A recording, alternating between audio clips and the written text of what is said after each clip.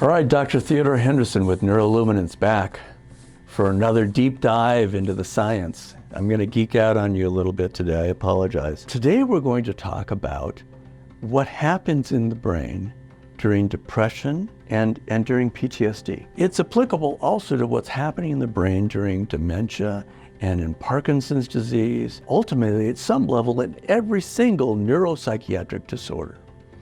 And that is degenerative changes in the brain. Now, degeneration, oh my gosh, that sounds, permanent, and it sounds like a permanent downhill slope. But the reality is, in depression, the brain will degenerate. The brain will lose mass. The frontal cortex will get smaller and smaller. The hippocampus, the part of the brain involved in learning and memory, in your temporal lobes on both sides, will get smaller and smaller. And what's going on there?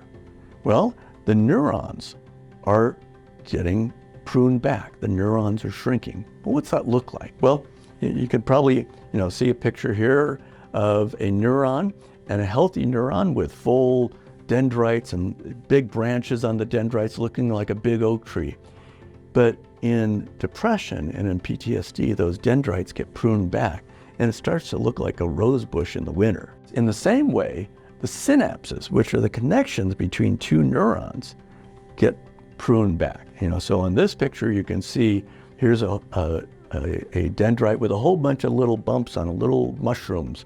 Well, those little mushrooms are where the synapses hook up. And you can see there's a whole bunch of them.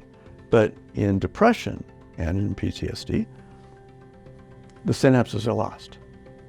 And so there's only a few left. So that degeneration that happens with depression and PTSD, and probably most neurological and psychiatric disorders, makes the brain function worse, right? I mean, if you've ever been depressed, you know how hard it is to think, how hard it is to make decisions, how hard it is to motivate yourself. Well, that's because the frontal lobe is basically checking out. It's going offline. It's barely working because the circuits are all short-circuiting and breaking down.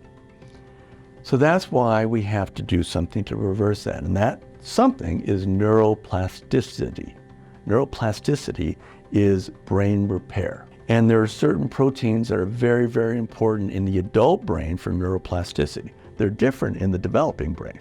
But in the adult brain, the big player is brain-derived neurotrophic factor, or BDNF for short. Now, BDNF and I are old friends. My PhD research was on neuroplasticity in the developing brain, and that's driven by things like nerve growth factor. But as I expanded into these newly discovered neurotrophins, including BDNF, my first postdoctoral research project that was funded by NIH was on BDNF. And that's why when I see BDNF showing up in things like infrared light, when I first heard about that, I was like, what? But yeah, infrared light turns on BDNF.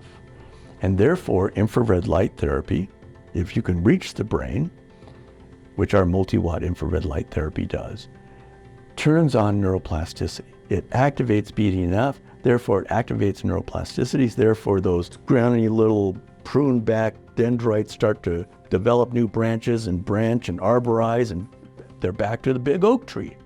And the synapses start to reform, and those synapses mean there are new circuits, and so the brain starts to form new circuits, and the frontal lobe starts to plump up again, and the hippocampus starts to plump up again, and guess what? You're no longer depressed. And you're back to being able to think clearly and plan and make decisions. And what we're now looking at harnessing, and what others, in the huge research field in infrared light therapy called photobiomodulation, we're looking at, can we induce neuroplasticity in Parkinson's disease, in dementia, in other types of disorders? And the answer seems to be yes. So stay tuned for more about that. Any comments or questions? Always feel free to reach out to me. Dr. Theodore Henderson with Neuroluminance, signing off.